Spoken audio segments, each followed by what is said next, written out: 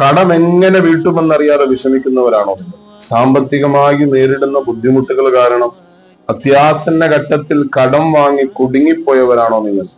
ആ കടത്തിൽ നിന്ന് മോചനം നേടാൻ, അതിൽ നിന്ന് പരിഹാരമുണ്ടാകാൻ ആഗ്രഹിക്കുന്നുണ്ട് എങ്കിൽ അതിനൊരു നല്ല മാർഗം ഇൻഷാ അല്ലാഹ് ഈ വീഡിയോയിൽ നമ്മൾ ചർച്ച ചെയ്യുകയാണ്.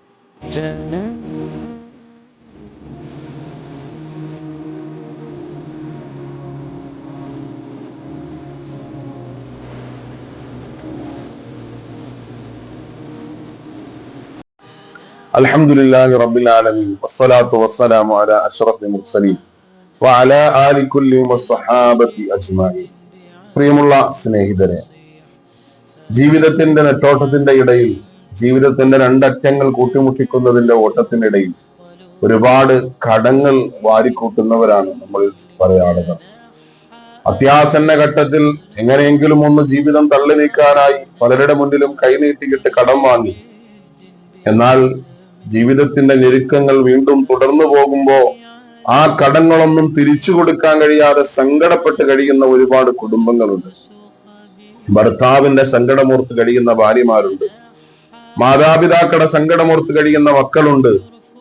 ഈ പ്രയാസങ്ങളിൽ നിന്ന്, പ്രശ്നങ്ങളിൽ നിന്നൊരു പരിഹാരം നിങ്ങൾ ഓരോരുത്തരും ആഗ്രഹിക്കുന്നുണ്ടെങ്കിൽ മഹാന്മാര് പഠിപ്പിച്ച ഒരുപാട് ഔറാദുകൾ, മഹാന്മാര് പഠിപ്പിച്ച ഒരുപാട് ദിക്റുകൾ അതുമായി ബന്ധപ്പെട്ട് നമുക്ക് കാണാൻ സാധിക്കും. ആ കടത്തിൽ നിന്ന് ഒന്ന് കരകയറാൻ നമുക്ക് ഒരുപാട് ദിക്റുകളും ദുആകളും അല്ലാഹുവിന്റെ റസൂൽ സല്ലല്ലാഹു അലൈഹി വസല്ലം തങ്ങൾ പഠിപ്പിക്കുന്നുണ്ട്.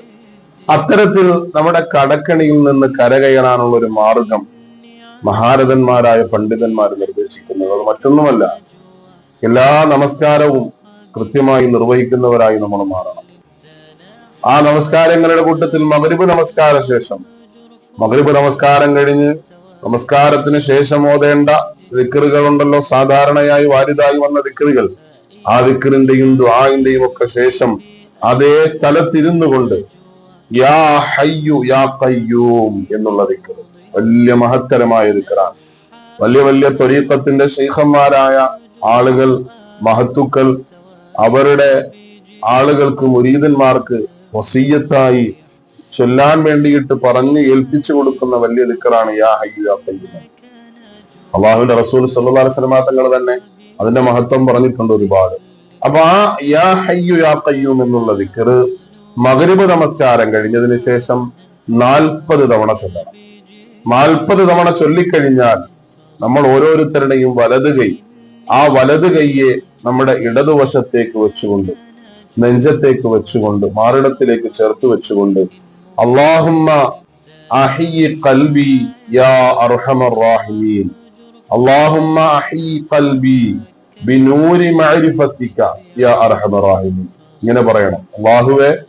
അല്ലാഹുമ്മ അഹ്യി ഖൽബി, എന്റെ ഹൃദയത്തെ നീ ജീവിപ്പിക്കണമേ, ബിനൂരി മഅരിഫതിക, നിന്റെ മഅരിഫത്തിന്റെ പ്രകാശം കൊണ്ട്, നൂറ് കൊണ്ട്, യാ അർഹമർ റഹീമീൻ, കാരുണ്യവാനായ അർഹമർ റഹീമായ അല്ലാഹ് എന്നർത്ഥം വരുന്ന ഈ ദുആ ഒരു 3 തവണയും പറയണം.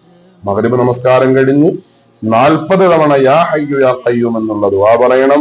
അത് കഴിഞ്ഞതിന് ശേഷം വലത് കൈ ഇടത് നെഞ്ചിലേക്ക് ചേർത്ത് വെച്ചുകൊണ്ട് അല്ലാഹുമ്മ അഹ്യി ഖൽബി ബിനൂരി മഅരിഫതിക യാ അർഹമർ റഹീമീൻ എന്ന 3 തവണയും പറഞ്ഞ് ചെറിയ രീതിയിൽ എന്ന് ഊതിയാൽ നമ്മുടെ ജീവിതത്തിൽ കടങ്ങൾ മാറാനുള്ള, ജീവിത വ്യതകളും സങ്കടങ്ങളും നീങ്ങാനുള്ള മാർഗങ്ങൾ അല്ലാഹു റബ്ബുൽ ഇസ്സത്ത് തുറന്നു തരുമെന്നും ഹൃദയത്തിന് സമാധാനമുണ്ടാക്കുമെന്നും മഹാരഥന്മാരായ പണ്ഡിതന്മാർ പഠിപ്പിക്കുകയാണ്. അള്ളാഹു നമുക്ക് മനസ്സിലാക്കാനുള്ള തൗഫീഖ് നൽകട്ടെ. കടബാധ്യതകളും വിഷമങ്ങളും പ്രയാസങ്ങളും ഒക്കെ അള്ളാഹു നമുക്ക് ഒഴിവാക്കി തരട്ടെ. അൽഹംദുലില്ലാഹ്, നമ്മുടെ വീഡിയോകൾ കാണുന്നവർ, അതിന്റെ താഴെ കമന്റായി ദുആ വസിയത്തുകളും സലാമും ഒക്കെ പറയുന്നവർ എല്ലാവർക്കും അല്ലാഹു റബ്ബുൽ ഇസ്സത്ത് എല്ലാവിധ ബറക്കത്തും നൽകട്ടെ. നന്മകൾ മറ്റുള്ളവരിലേക്ക് പകർന്നു നൽകുക. അള്ളാഹു നമ്മുടെ പ്രവർത്തനങ്ങൾ അവന്റെ പൊരുത്തത്തിലാക്കട്ടെ. അസ്സലാമു അലൈക്കും വറഹ്മത്തുള്ളാഹി വബറകാതുഹു.